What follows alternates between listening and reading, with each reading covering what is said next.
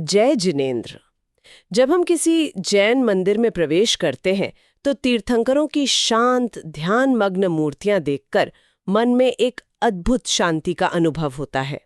सभी मूर्तियां दिखने में लगभग एक जैसी लगती हैं, वीतरागता और समभाव का एक आदर्श स्वरूप। पर कभी ये सवाल मन में आया है कि इतनी समानता के बीच हम ये कैसे पहचानते हैं कि कौन सी मूर्ति किस तीर्थंकर की है? इसका जवाब एक बहुत छोटे लेकिन बेहद महत्वपूर्ण चिन्ह में छिपा है, जिसे लांछन कहते हैं। लांछन? जी, ये आमतौर पर मूर्ति के आसन पर बना होता है। अच्छा, तो चलिए आज इसी फैसिनेटिंग विषय की गहराई में उतरते हैं।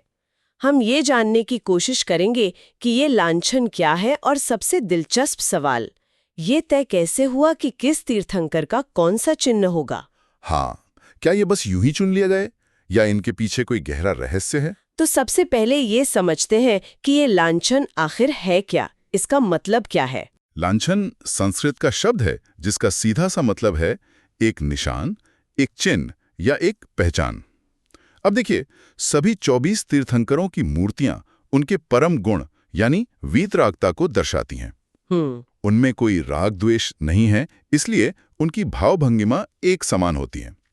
ऐसे में लांछन ही वो विशिष्ट प्रतीक है जो हर तीर्थंकर को दूसरे से अलग पहचान देता है। तो ये एक तरह का आध्यात्मिक पहचान पत्र हुआ है ना? बिल्कुल सही कहा आपने। जैसे ही हम आसन पर बने चिन्ह को देखते हैं, हमें तुरंत पता चल जाता है कि हम किस तीर्थंकर के सामने खड़े हैं। बिल्कुल, यह एक बहुत ही सरल और स्पष्ट व्यवस्था है।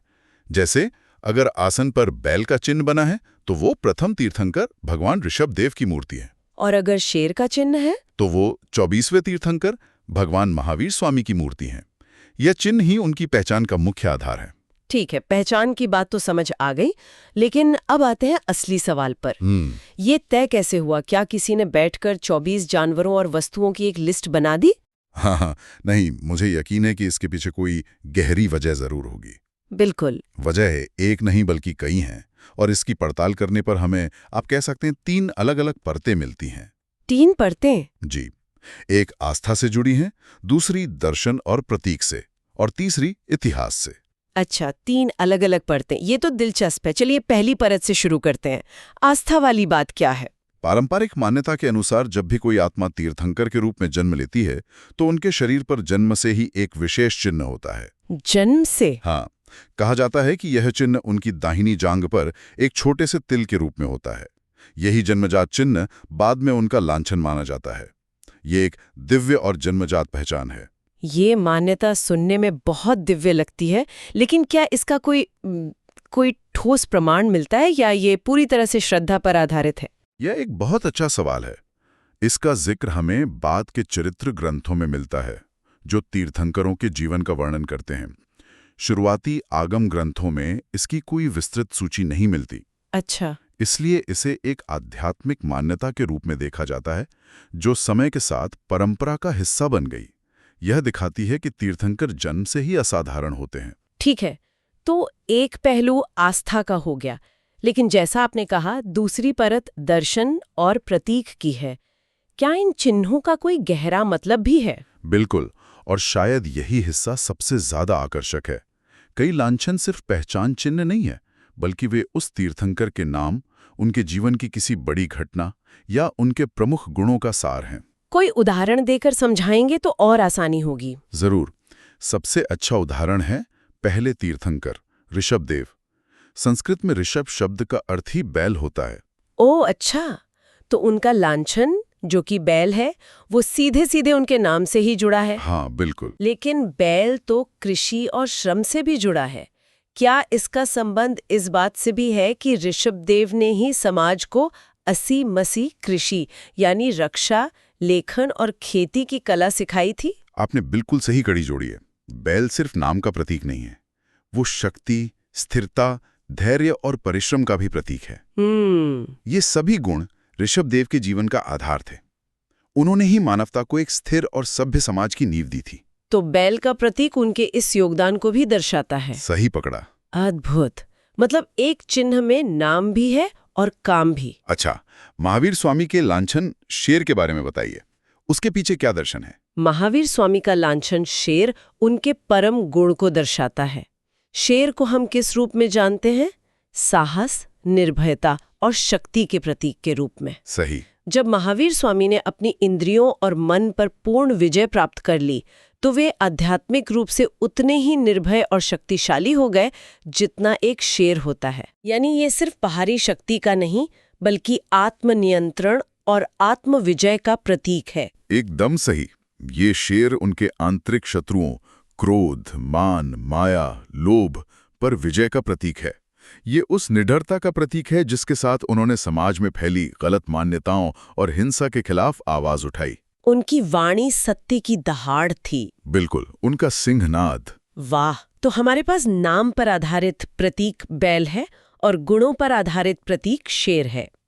क्या कोई ऐसा लांछन भी है जो किसी कहानी या घटना से जुड़ा हो? हाँ बिल्कुल।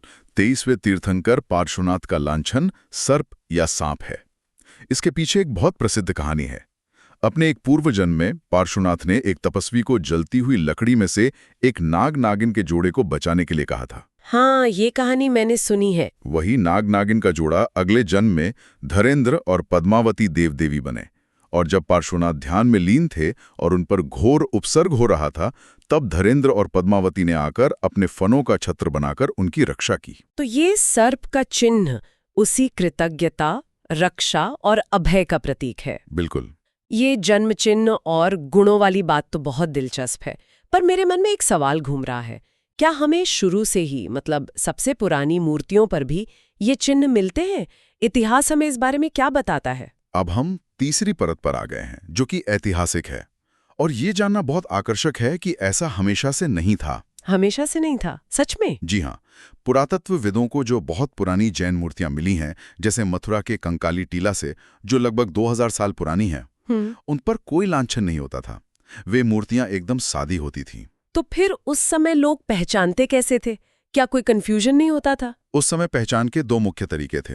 पहला और सबसे आम तरीका था शिलालेख। शिलालेख? हाँ, मूर्ति के आधार पर या उसके पीछे अक्सर ब्राह्मी लिपि में लेख खुदे होते थे, जिनमें तीर्थंकर का नाम लिखा होता था। अच्छा, नाम ही लिखा होता था? जी। और दूसरा तरीका कुछ विशेष संकेतों का था, जो सिर्फ कुछ ही तीर्थंकरों से जुड़े थे।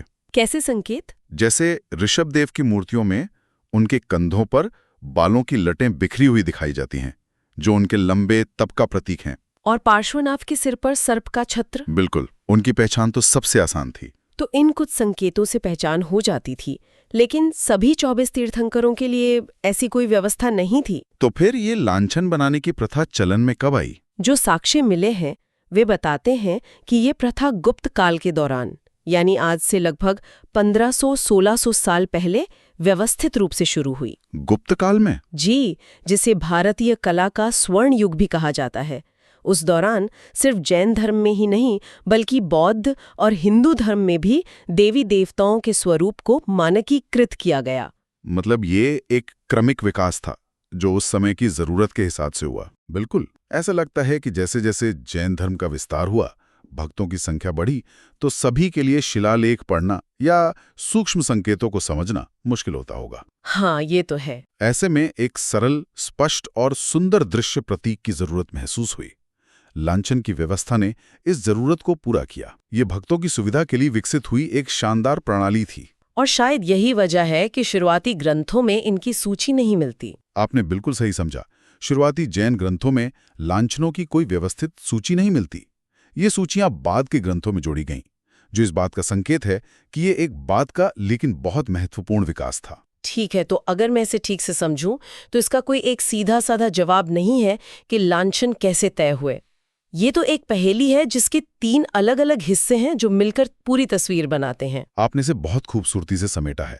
आप इसे एक त्रिवेणी संगम की तरह देख सकती हैं। पहली धारा है आस्था की, जो कहती है कि ये चिन्ह जन्मजात और दिव्य हैं। दूसरी धारा है दर्शन की, जो हमें बताती है कि हर चिन्ह के पीछे एक गहरा अर्थ, एक गुण या एक कहानी छिपी है। और तीसरी धारा है इतिहास की, जो हमें दिखाती है कि ये भक्तों की सहूलियत के लिए समय के साथ विकसित हुई एक व्यावहारिक व्यवस्था है।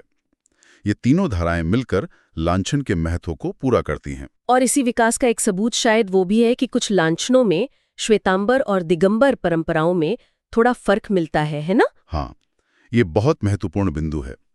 ज्यादातर लांछनों दोनों परंपराओं में समान हैं, लेकिन कुछ में मामूली अंतर हैं। जैसे 5वें तीर्थंकर सुमतिनाथ का प्रतीक एक परंपरा में कुरुल पक्षी है और दूसरी में चकवा। अच्छा। ये दिखाता है कि जब जैन धर्म भारत के अलग अलग हिस्सों में फैला तो वहाँ की स्थानीय मान्यताओं और कलात्मक शैलियों ने भी इन प्रतीकों को थोड़ा बहुत प्रभावित किया होगा। ये कोई विरोधाभास नहीं, बल्कि परंपरा की विविधता और उसके जीवंत होने का सबूत है। बिल्कुल। तो लांछन सिर्फ एक पहचान चिन्ह नहीं है, ये उससे कहीं ज्यादा है। ये एक कहानी है, एक गुण है, एक दर्शन है और अपने आप में एक ऐतिहासिक यात्रा भी है। तो अगली बार जब कोई किसी तीर्थंकर की मूर्ति के दर्शन करे तो उनके चरणों में आसन पर बने उस छोटे से चिन्ह को जरा ध्यान से देखना चाहिए।